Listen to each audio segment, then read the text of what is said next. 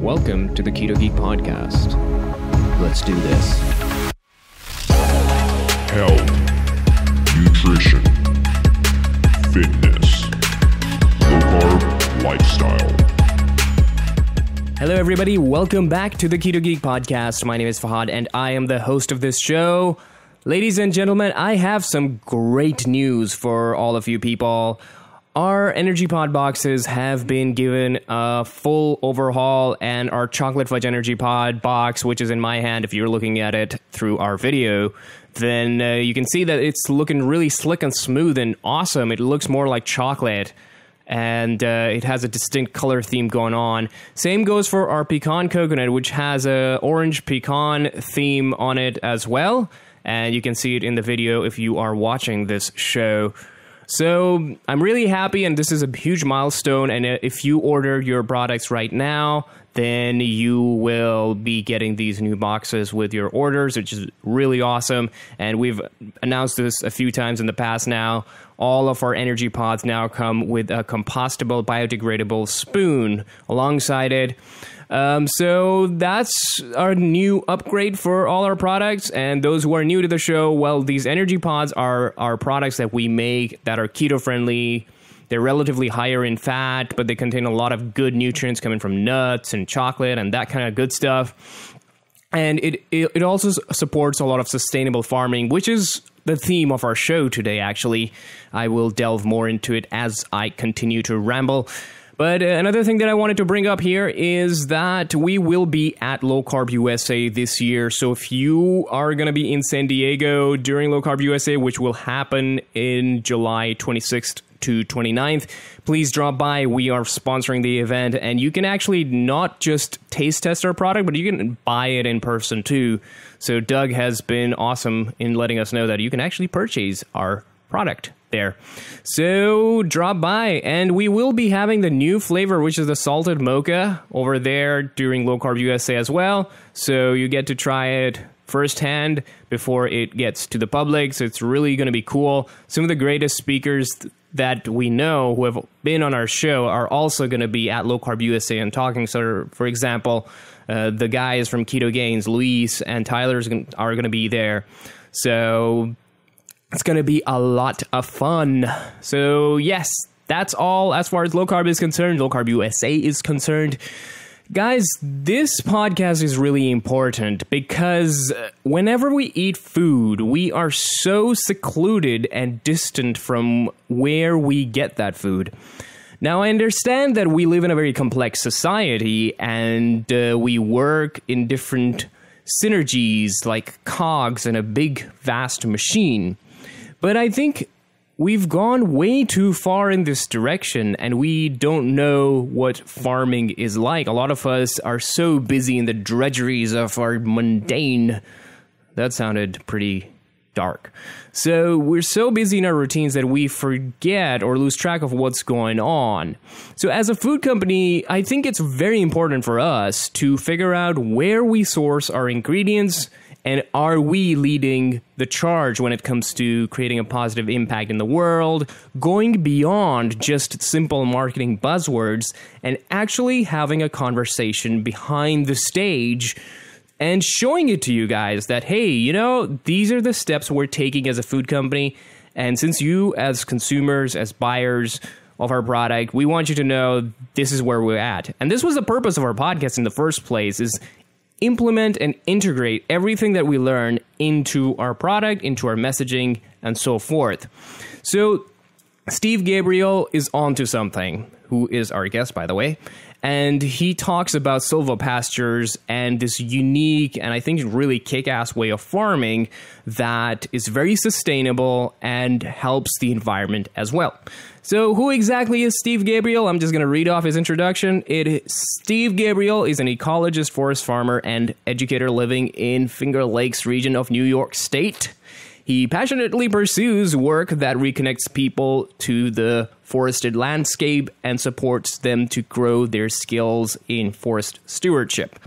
He is an Agroforestry Extension Specialist for the Cornell Small Farm Program and co-owns Wellspring Forest Farm and School with his wife Elizabeth, where they produce mushrooms, maple syrup, duck eggs, pastured lamb, and elderberry extract, all from forest-based systems. The school hosts several educational programs, each session with the goal of increasing people's understanding of healthy forests and how they can play a critical role in their stewardship. He's also written a book, which is pretty kick-ass. It's about Silvopastures, and I'll have the links to all of this stuff in the show description, which I would recommend checking it out.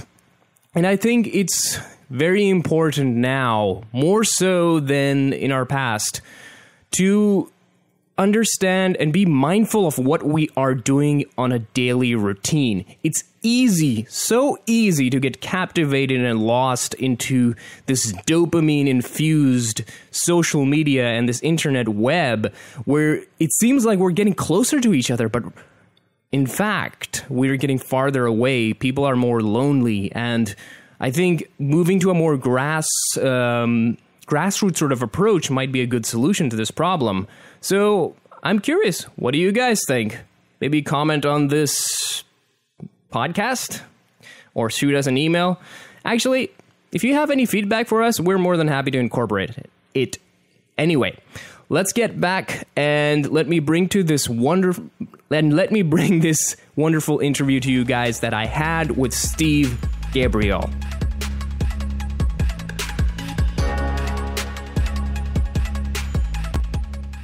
Well, it's kind of like one thing leads to the other, just like how do you first learn about diet and nutrition and then sort of learn about one little piece, and then that leads to one other thing and that leads to another thing. So for me, it was just a love for the natural world and wanting to spend time outside. And then, as I grew up, learning more about how humans didn't have the best relationship with the natural world. We were spending a lot of time destroying it, and a lot of that destruction is at the result of our daily actions that we don't see. Right? We don't go outside and do the destruction, but the food we eat and the things we purchase and the cars we drive and the ways we get around, all these things contribute to that. So for me, it was making those connections, the unseen effect my lifestyle and our culture as a whole is having on the environment, and to me that all comes back to a separation from it. Like we're separate, we see ourselves as potentially separate from nature, and so in that we don't quite understand, or we don't have the type of relationship that I think is necessary when we think about sustainability. What I actually think about is we have a relationship to nature and to the natural world and to the source of our food and all these things. Okay. So where was the spark? As in, what kind of signs were you noticing? For me, it was, I took a lot of backpacking trips. I lived out in the Pacific Northwest for a while and saw, logging operations that seemed to only have concern for the harvest of the wood and nothing else. And what was left was left. And also for me, it was actually around diet. I was first vegetarian for about 8 years when I sort of started to learn about the industrial meat system, and I was macrobiotic then for about 4 or 5 years, and really, just this awareness arose in me that what I put in my body affects my energy and my outlook and everything. And then that tied back to, where's this food coming from? It's not just what I find in the store and put in my body, but then kind of tracing that back to the source, and where these things are coming from and how they're being grown and what the implications of that are. So, we all eat at the end of the day, and the question is, what do we know about those foods and that are coming into our life? And we can make choices that have a lot of impact on things that, again, we don't often see or interact with. So Silvopastures is what got me really intrigued. So how did you get exposed to that sort of farming practice? What was it all about? And is that something that has existed in the past? Yeah, it's funny because we now call it Silvopasture, but maybe several hundred years ago in different parts of the world, people just called it farming, and so I think it's kind of ironic that we have to name this thing that has existed. So In Spain and in Portugal, there's the Dehesa and the Montado. These are old silvopasture systems that are just farming systems that have been in practice for hundreds of years and would be considered sustainable. Cork production is majority of the world's cork is coming out of Portugal and is coming out of these types of systems. There's famous types of I don't know if you've heard of Llaman Iberico, but that's a specific smoked ham that comes out of regions in Spain, and that's from the Dehesa. So it's from a system where the pigs are finished on acorns that drop from the trees that they're grazing underneath. So these have been around for a long time.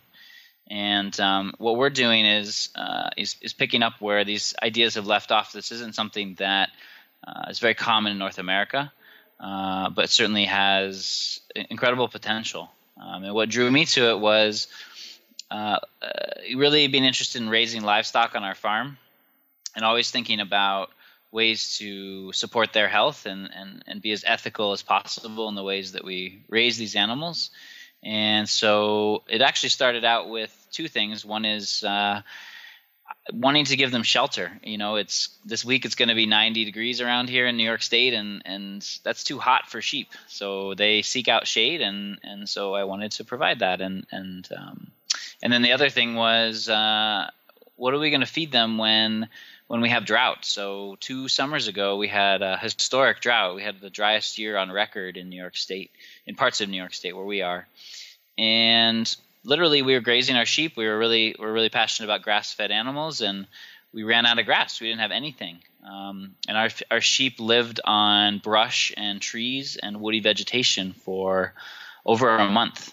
And it literally saved our herd from us having to go and buy in feed or something like that. So there's this interesting relationship where the animals are happier and they're healthier and they're more comfortable, and they also can gain a lot of sustenance from the trees. And so I think it's those.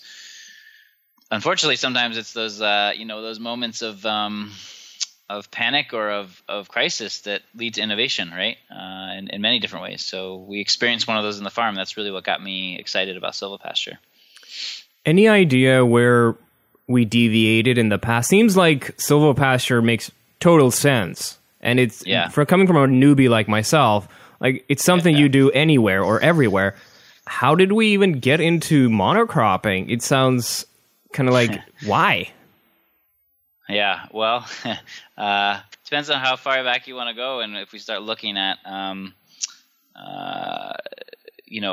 economy, and we look at industrialization, and we look at colonization, all these kind of large global forces that tend to view the world as a uniform landscape.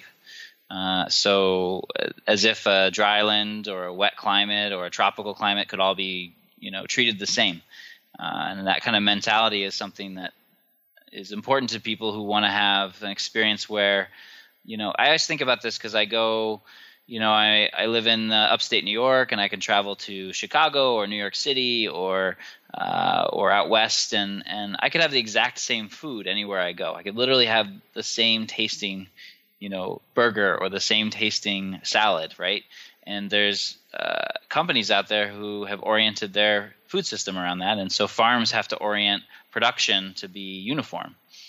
What I'm more interested in when I go to cities is, what is the food I can't get anywhere else? What's the unique thing? What am I missing out on? And that's the same analogy to the way we think about farms that are locally adapted, that are an expression of the people that live in a place. And so I think we've been on a track for hundreds of years, right, with sort of losing culture and losing connection to local landscape and kind of that uniqueness. And so to me, all these things feel connected. And so, it all makes sense. The reason we've been separated from it is, again, because I think we've been separated from nature. Like, we don't see the natural world looking the same by any means all over the globe.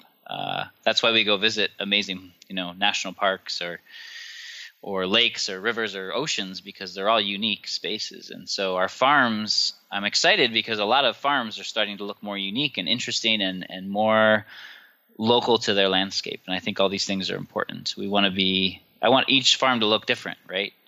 We've been so stuck in everything looking the same, and it's only caused us problems. And you know what's fascinating is you see the implications of this mentality in different parts of the human civilization as well. Like, for example, we're trying to make things easier and profitable. Like, for example, look at social media, for example. We are now just getting into these new modern diseases, which are addiction and just consistently losing our attention spans, and people are facing depression, and getting in touch with a smaller number of sort of like a grassroots sort of approach that you guys have. I think that's a really good start for a lot of people. Let's talk about Silvopastures. I think we haven't even explained to people what Silvopastures actually are. So if you would like to kind of give people a basic intro, that would be fantastic. Yeah, great. Yeah. So Silvopasture it's a combination of two words. One is silviculture, which is forestry, and pasture is implying grazing. So it's combining trees and forests with grazing. And it's done very specifically and intentionally in a way that the trees and the grasses that the animals are feeding on and the animals themselves are all benefiting. So we have instances where farms, sometimes they just kind of put their animals in the woods kind of haphazardly. So we're talking much more about a very intentional way of going about that. So you could thin out forest and actually have more light in that woods and then grow pasture, in that woods, or you can also plant trees into open land, and we do both at our farm. And most silvopasture farms have some kind of mix of both of those things. Yeah. And what really was fascinating were two terms that you've used in your presentations. One of them is carbon sequestration, carbon capture, and then the other one is nutrient cycling. So just to give a little bit of additional information here, in our food and nutrition world, we're noticing that most of the foods nowadays are highly processed and they have way too much energy in them and they lack a lot of nutrients.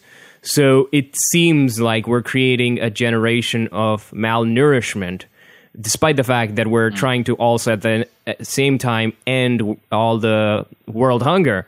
But so we've created a whole new monster. And a lot of people in our health industry say, okay, let's bring back the nutrients. So how does the Silvopasture work as far as nutrients are concerned? Yeah, so that's a great question. And it's just like with human nutrition, it's not a simple answer, right? So one way when we think about actually it's very similar to some ways the human diet has gone. You're familiar with the powder drinks, right, or the vitamin pill, like as if we can sort of extract all the pieces and then put them in a synthetic form, and that is somehow going to replace wholesome good food that has nutrients that have been pulled from the soil and from the earth. It's the same with animals. So animals have been viewed as machines that need they call it in the animal world, they call it a total mixed ration, which is basically a formulated diet that is X amount of this and this and this, and it's the same every single day, and the same every single season, and the same for every animal. And I think we could agree that when we think about people, if we ate this exact same thing every single day, we'd be pretty bored, and we wouldn't get the nutrition we need. And I think there's a part of this is sort of the nuts and bolts of nutrition, but also just the joy of eating and sort of the interesting variations of what that can look like. So it's the same for animals. And what's interesting is that, for instance, trees and tree fodder, which fodder is a word for trees that animals actually eat as part of their diet, those have trace minerals and nutrients and actually medicinal compounds that the grasses don't have. And so if the animals just eat grass, they can't get their nutritional requirements met. So that's one level is eating lots of different things, just sort of I want to go to a salad bar and eat, not just lettuce, but some beets and some carrots and some different things. It's the same with animals. If they can't eat just one thing. And most livestock, we're feeding them basically corn most often. We're feeding them a pretty high, like you said, high energy, but not a lot of nutrition. So once they get out on pasture, and the more they can eat of different things, the more they can benefit from that.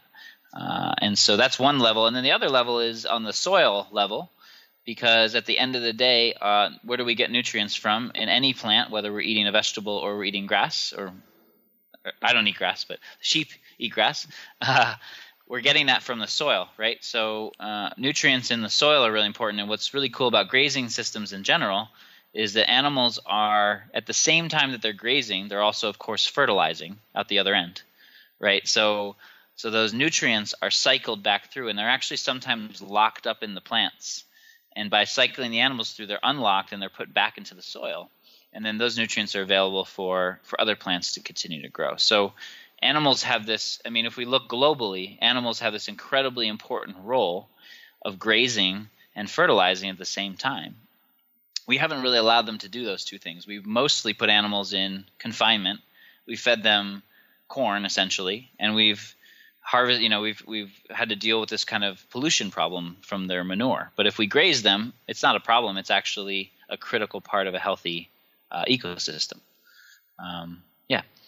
So regenerating farmland or land in general that has been wrecked by monocropping. So I assume that's the same cycle that helps with the regeneration, correct? Yeah, I mean, we're basically talking about building soil health. We're putting organic matter back into the soil. We're not extracting, right? So when we are constantly in a monoculture, what we're doing is we're having one type of plant that's pulling the same thing out of the soil, and it just depletes the soil until the soil is essentially exhausted. And when we look at diversity of plants, we look at bringing animals in, we're talking about not just taking things, but also putting things back at the same time. And so at the end of the day, the farm actually increases in its health and productivity, rather than what monoculture does is tends to deplete it over time, and then the land isn't very valuable, isn't very healthy. And that's what we inherited. That's what when we bought this farm, the soil was incredibly compacted. It was really low in organic matter. When water would hit it from rain, it would just pool. It couldn't soak in water into the landscape. There was really no bird habitat. There was no pollinator habitat. And the plant diversity was really low. And what we've been able to do with grazing and with planting trees is find ways to make some money, to support everyone, and to build that ecological health back up. So we don't have to farm at the expense of the birds or the bees. They actually are a good indicator that we're doing things the right way. It seems like one family could totally just sustain off for the rest of their life by just living on the farm, unless they can't. Is that fair? Well, yeah, I kind of thought when I moved to the farm that I could do it all myself, but you know what I realized is I only have so many hours in the day. I'm also not very good at certain things, so I'm pretty good at raising animals, and we grow mushrooms on our farm, something we're really passionate about. But we're actually not very good at growing vegetables. So I think of sustainability as a community effort.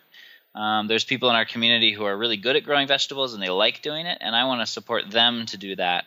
And they can support me because they don't have to grow lamb, right? So we can be in an economy. And I think I don't think there's any examples of a single family really surviving. I think it always takes a village, and that's how we see things. So we do some things, and we partner with other people to meet our other needs. Yeah. Sounds beautiful, by the way. If I were to go outside of this business world, that's the life I would be living right now. But I'm probably stuck here for a few years now. But I think that would be a really interesting, and I think it will connect people together. And like we were talking about, the same thing, going back to the sort of grassroots approach, where you're just so connected with each other. But there's another term that you've also talked about, which is carbon sequestration or carbon capture. What's up with that? Yeah, so carbon capture is, I'm sure you're familiar, we have this whole climate change thing going on, right? And a big part of that is we are burning too much carbon, so it's all up in the atmosphere. And it is what is causing so much turmoil, we'll say, in the weather and in the types of storms we're seeing. And I mean, last week was record cold, and now next week we're going to have record warm. And so we're just kind of bouncing around with all these kind of extremes. And so the idea with carbon sequestration is that if we can pull carbon out of the air and put it back into plants and into soil, that we can actually reduce our emission load, and that would reduce the impacts of climate change. And so there's different ways that we can think about from a farming perspective of, reducing our carbon footprint, how much carbon we're putting in, but also how much carbon we're pulling out.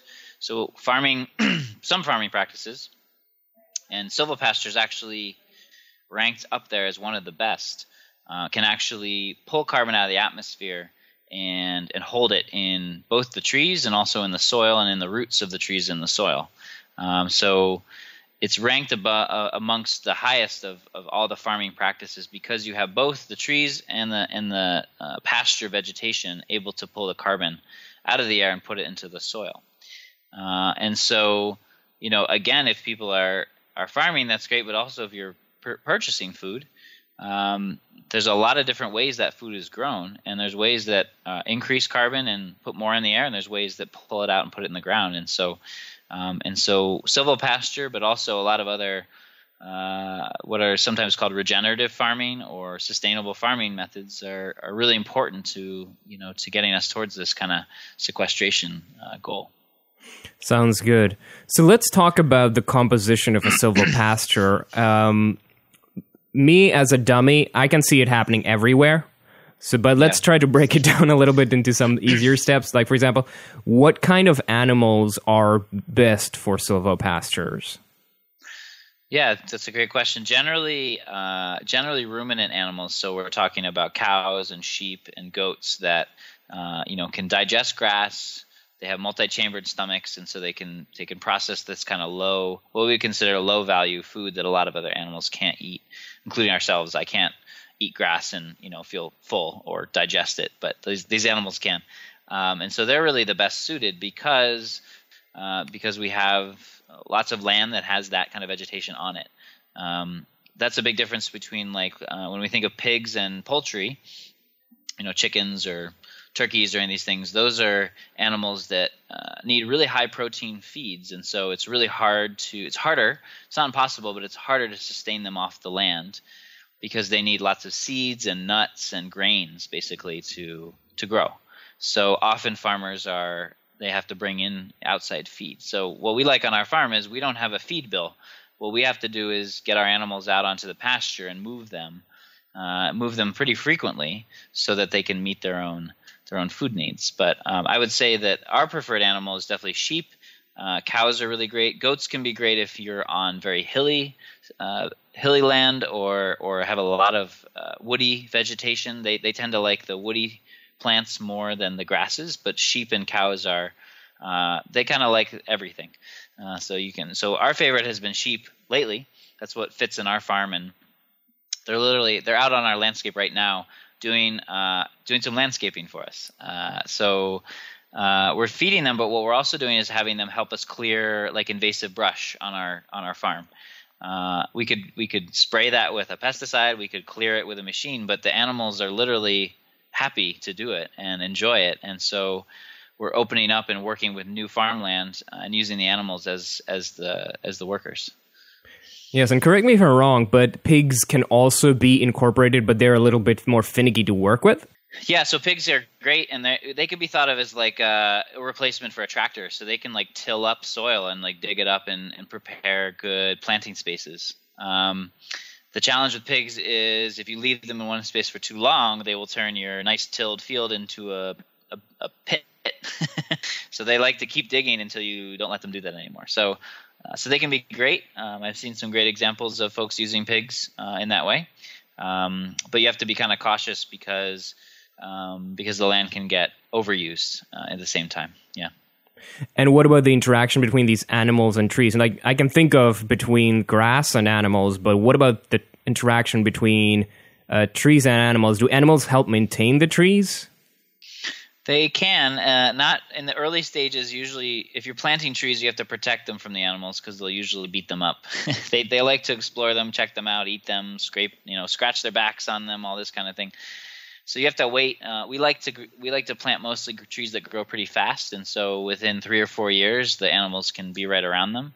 And it's actually there's a lot of interesting research around that. One aspect is animals around trees can help maintain and manage the weeds that might compete with them. They can also fertilize, so they actually will help increase the rate which those trees are growing. And the trees can also act as shade and shelter for the animals, which is a big benefit.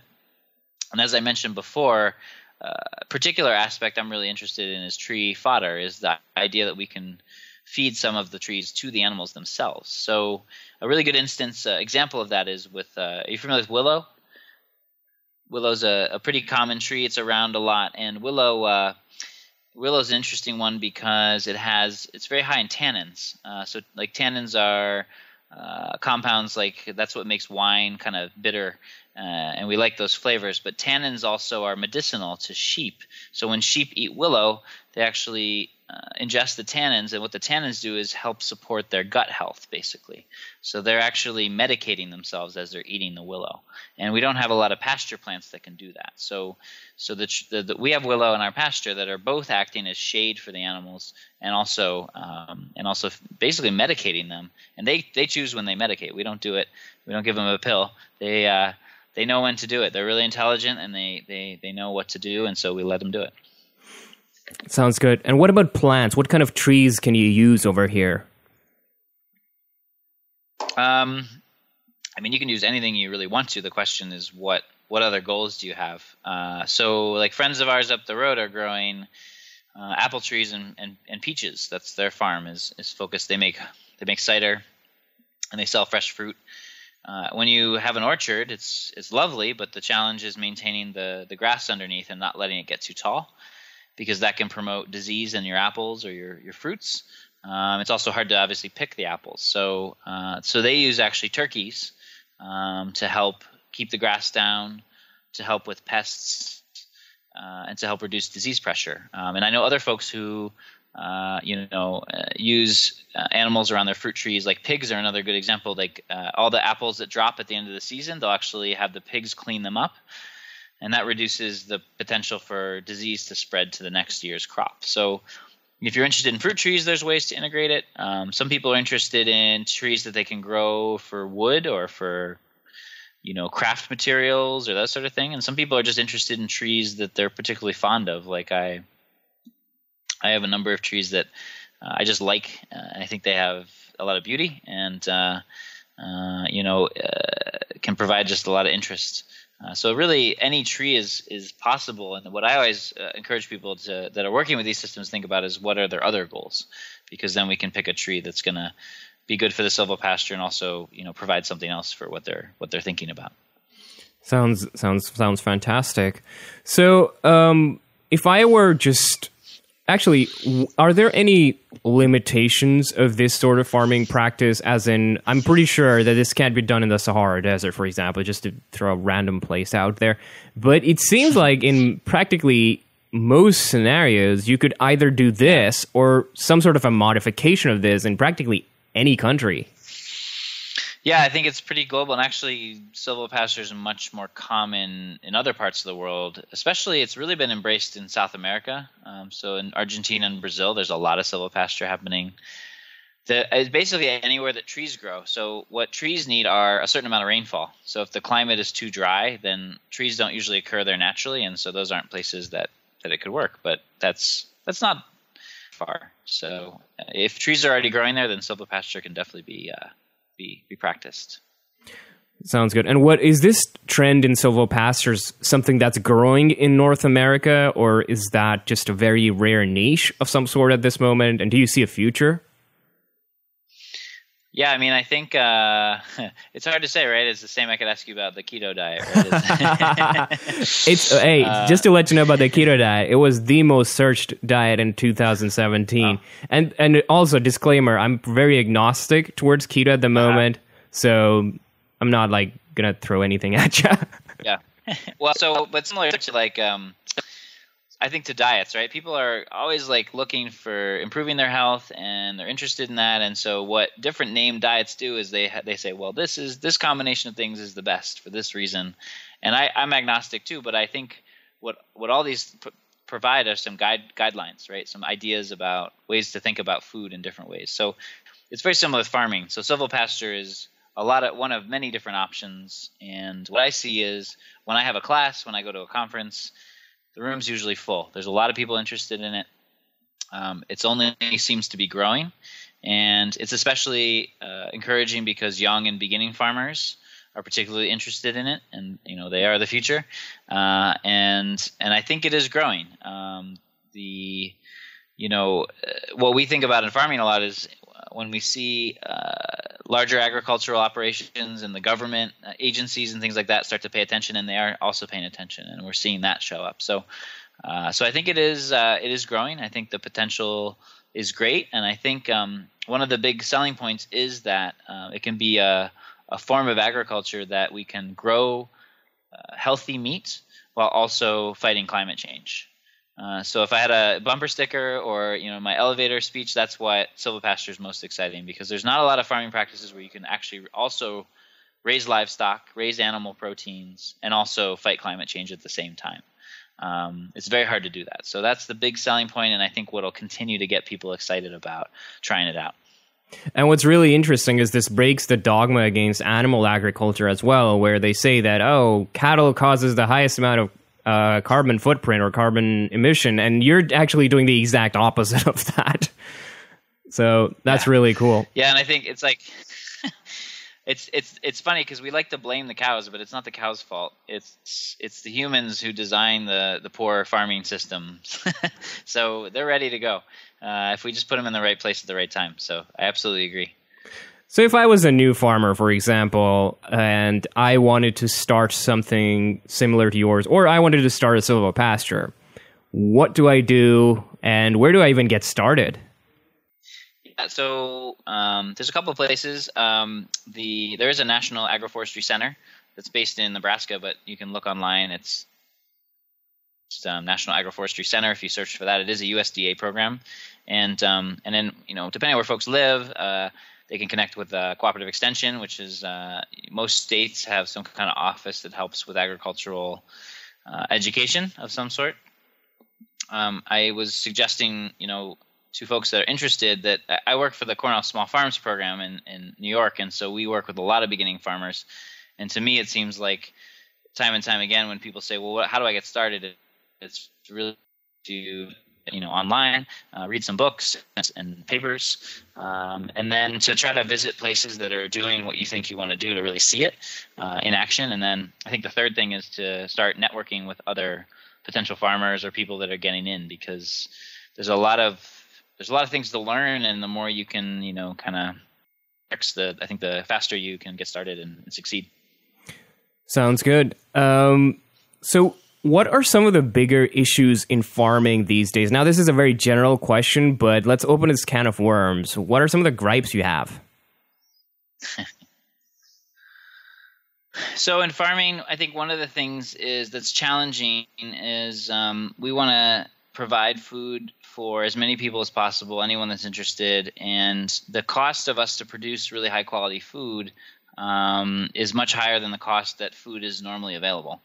And so there's a lot of reasons for that. A lot of it's because we're not a large farm, and a lot of the farms that are doing really good sustainable agriculture are not large. And so when your operation's smaller, you often have to charge more for the food. So there's that end is challenging because consumers want really good high quality food, but they want it at the same price as the stuff that's mass produced or something like that. So I think that's one piece that I am challenged by. We do find people that understand that. The other thing is there's in farming there are subsidies that are given, and unfortunately those are not given to equally to people who are farming across the board. They're often given to support certain industries that have certain interests in the larger business world, and so the small farmers are not often given the same incentives or support. And we have a real crisis of in New York State, a crisis of dairy farmers having a really hard time keeping up. And unfortunately, there's a really high suicide rate among farmers. So it's getting so bad that people are feeling the need to do that. And so there's a lot of stress in farming, just because the weather changes, the climate's changing, prices are changing. But then on top of that, when you don't feel like you're getting the support or the price you need to do what you want to do and to make a living, that's pretty stressful. We're fortunate that we're farming sort of part-time, and we have day jobs, and so a lot of folks have to do that, and that's doable, but it's also challenging for people to juggle a job and the farm, because the farm doesn't have a open and closed hours. So it's open 24/7. So when there's a problem, and you have to be ready for it. And so so we love the lifestyle, my wife and I, and folks we know, but it's also really, really challenging at times. And you see, this is where the connection between your world and my world comes and meets in perfectly well. And so let's say if I'm from the lower income household, which is a majority of the country, they can't afford to get healthy and nutritious foods from your farm, which is ridiculously, I would imagine, way more nutritious, and it helps the climate at the same time. They can't afford it. Now, they're subsidizing food in order to end world hunger and feeding those people at the cost of their health. Now what's happening is that they're getting into chronic conditions such as diabetes and heart disease and all of those things because they're getting bad food. And so this continues to spend money into healthcare that is coming from taxpayer money. And you're looking at this game between the food industry and the pharmaceutical companies that are just playing technically with the consumer. And so that, I think, is connected with the farming world. Now, if we start focusing on good foods from places like yourself, I think we can just negate all of these industries that should not be there, or these chronic conditions that are totally avoidable. By the way, type 2 diabetes, totally avoidable. So now we're seeing this problem where your world is connecting with our world over here. And that's why we, even at our business, we're like, okay, we need to dig deeper into this so that you guys have a direct connection with the consumers that are consuming the products, so they can become smarter consumers at the same time. Do you have anything else to add here? Yeah, I think it's connecting the two. It's connecting the farmers and the buyers. So the closer those connections are made, the more that everyone understands where the other people are coming from, and usually the more affordable it is, because there's not someone in the middle taking their cut as the food is passed along. And there's ways, I'm interested just as much in access to food as I am in many other things. And I think that the question of access is a question of how the system is sort of set up and what barriers there are, both on the producer side and the consumer side. But I think that we can overcome those systematic barriers when we create community, when we have conversations that are honest between farmers and consumers. So, what's great is that in many communities now there are farmers markets. There's opportunities for people to actually see the people that grow their food and visit them and talk to them. And I think that those are important relationships to just start building. And I think from there we can start to think really creatively about some of the challenging scenarios, like what we're talking about with, increasing access, because that's ultimately one of the reasons we got into farming, is because we believe that everyone has a right to good, healthy food. And the way we're going to get there is through building relationships as a community. I don't think unfortunately, that the government or institutions are very interested in that happening, because when people have more sovereignty over their food, the government doesn't make as much money, and the associated corporations don't make as much money, right? So the reason that this wheel keeps spinning is because the pharmaceutical companies and the agribusiness companies and all these things, they want to make that profit. And so we can kind of step outside of that and have a different conversation, and that's what I'm interested in doing.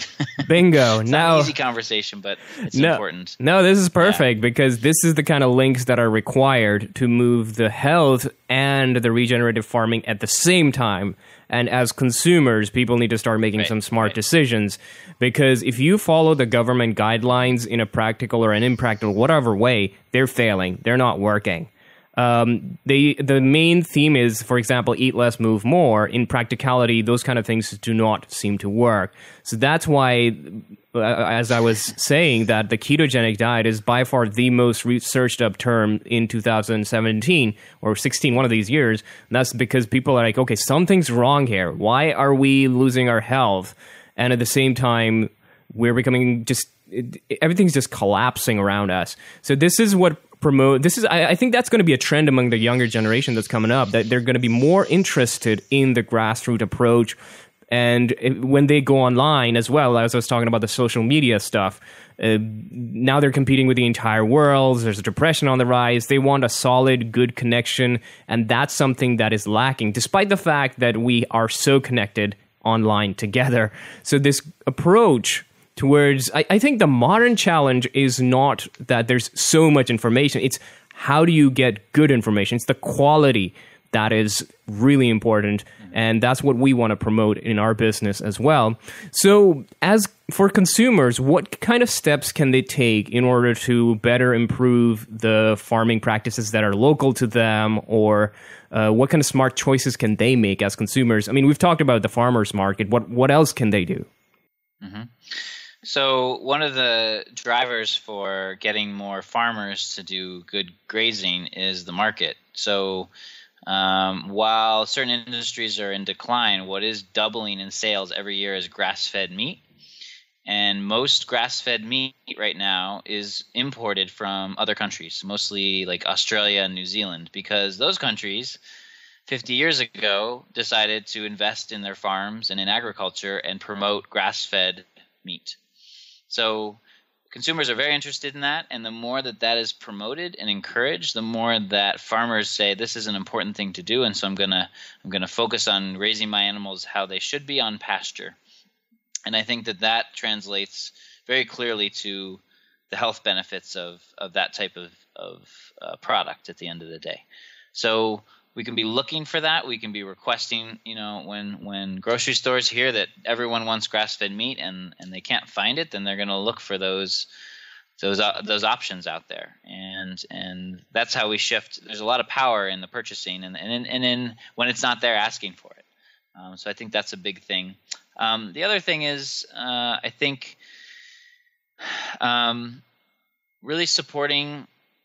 really recognizing how your larger community, whether that's your town, your city, your village, what is the way that the city officials or the municipality is supporting and promoting agriculture?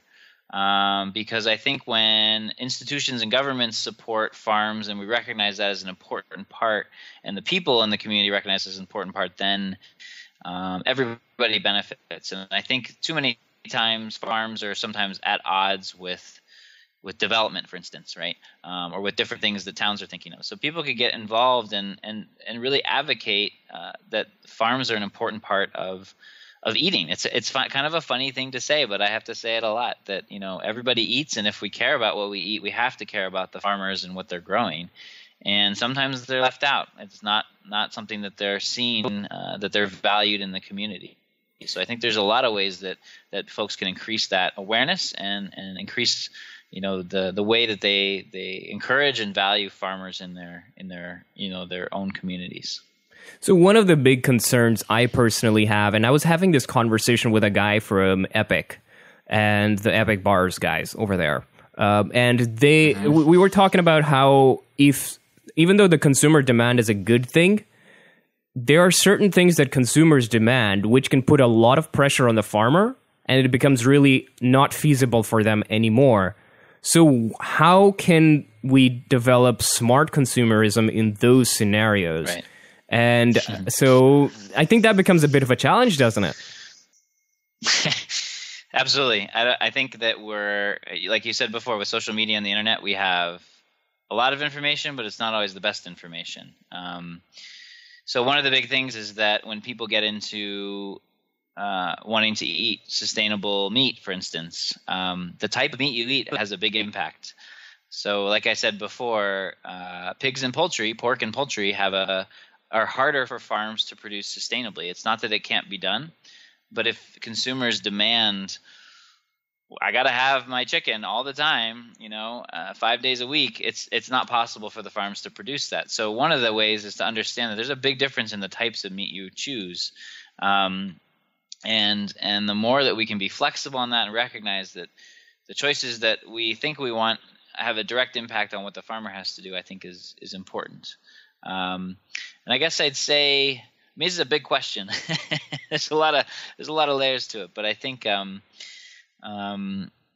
one of the challenges that we have is scale. So when a company like Epic is looking at sourcing, ingredients for a bar, it's easier to work with 5 farms than 500 farms.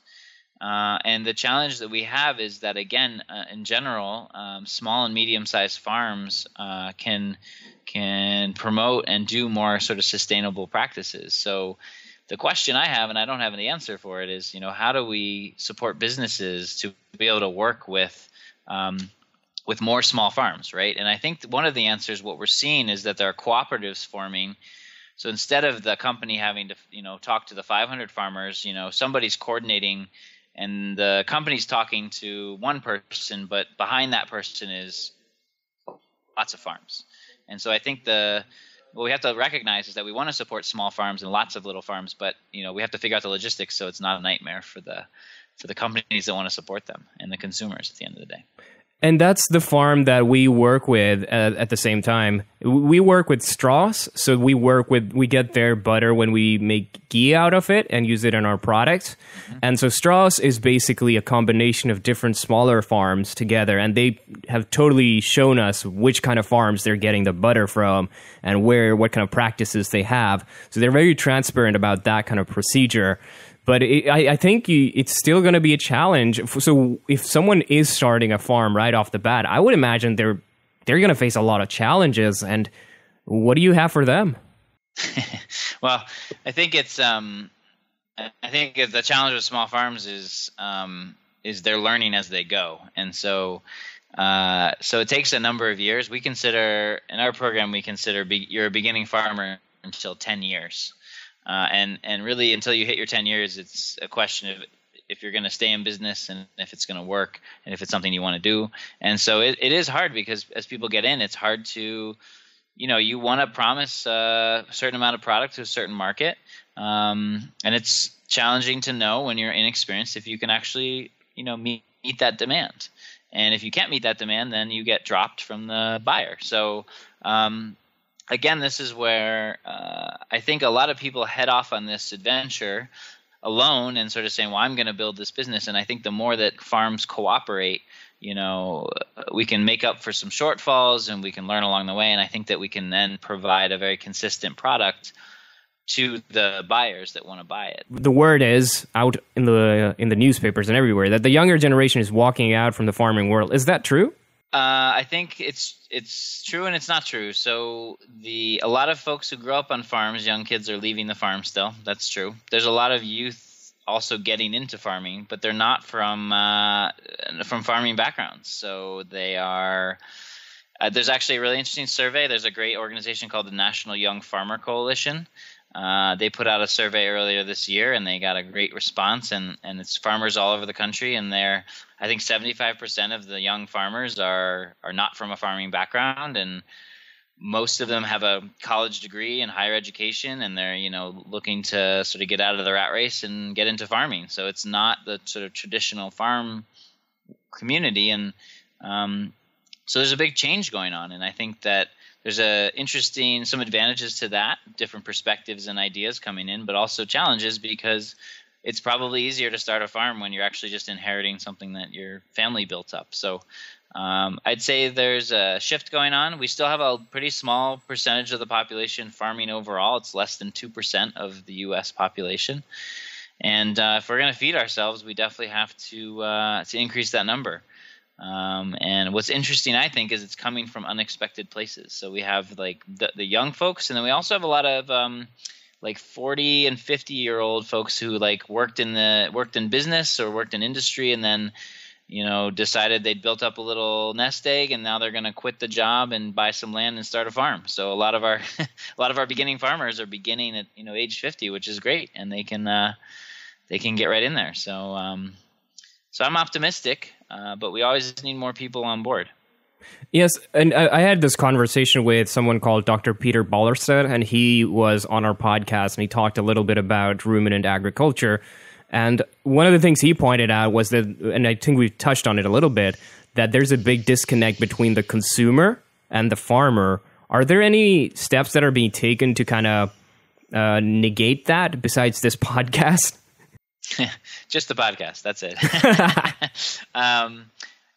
Well, I think that social media is really powerful. I think that what we say is Instagram is one of the most powerful tools for farmers right now, and a lot of farms are using it because they're posting little pictures throughout the day, and so people are really getting to see what the farm looks like, and I think those are important. A good friend of mine has a YouTube channel, and so video is really important to show. If I can't get someone on the farm, they can at least see what it looks like and what we're talking about.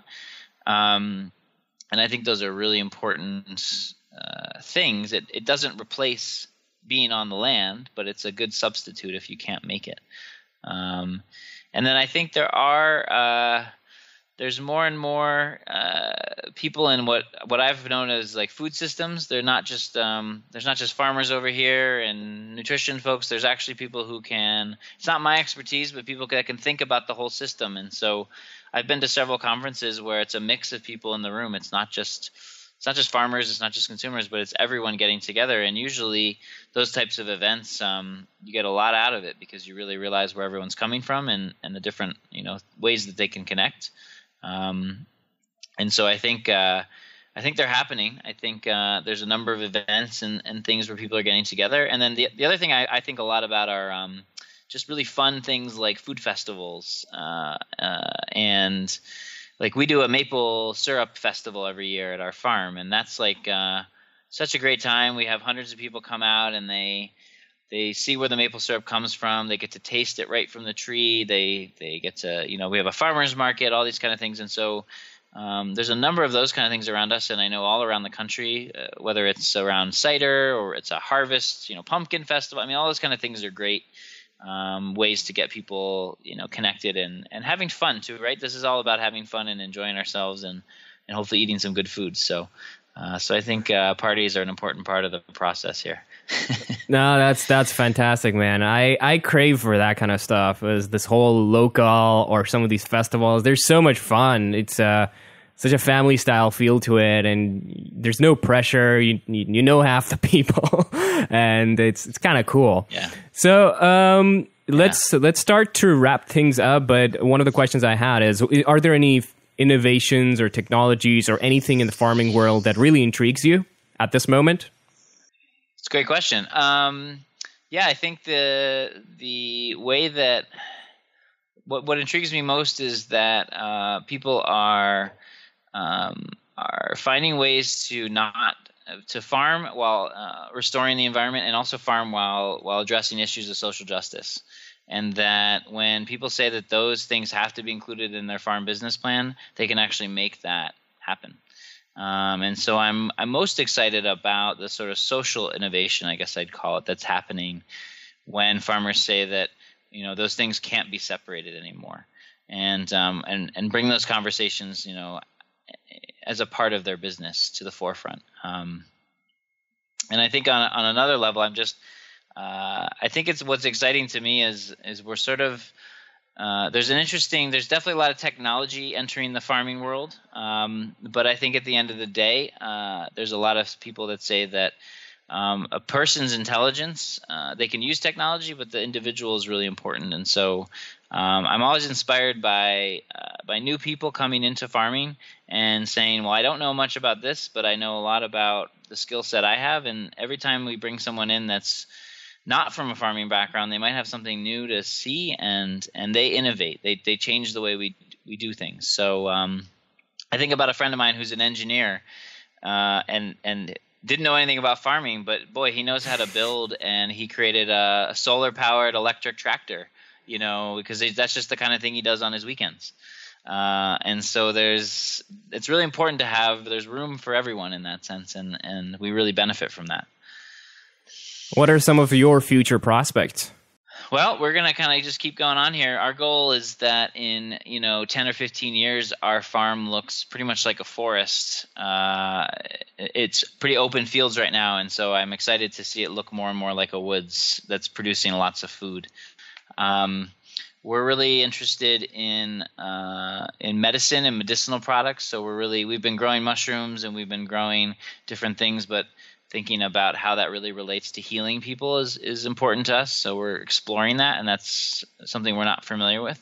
so herbal medicine and those sort of things.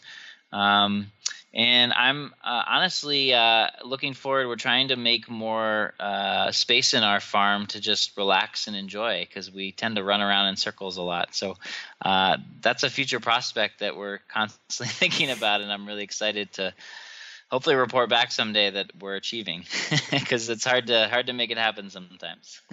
You have a book. What can people find in it? I do. So I actually have two books. One is called Farming the Woods. I co-wrote that with Ken Mudge back in 2014. And Farming the Woods is if you have woods or you are interested in the forest, there's a whole bunch of things you can grow or cultivate or find in that space. And so that's what the book's about. And then the other one is a book called Silvopasture, and it really describes what we've been talking about a bit on the podcast here, which is this idea of mixing animals and trees and thinking of the farm really as a complex ecosystem, not just a production farm. And so that book is now out just as of a week ago. And our website, silvopasturebook.com. Our website is wellspringforestfarm.com. And so we have some free articles and things on there as well, and you can see kind of our different interests based on those topics, which again range from everything from good farming practices to medicinal mushrooms and much more. Yeah. Could you repeat the website link again just one more time? Silvopasturebook.com. Okay, fantastic. Got a final message for people? Yeah, my final message is to get out into the woods and connect with your local farmer and eat well and have fun.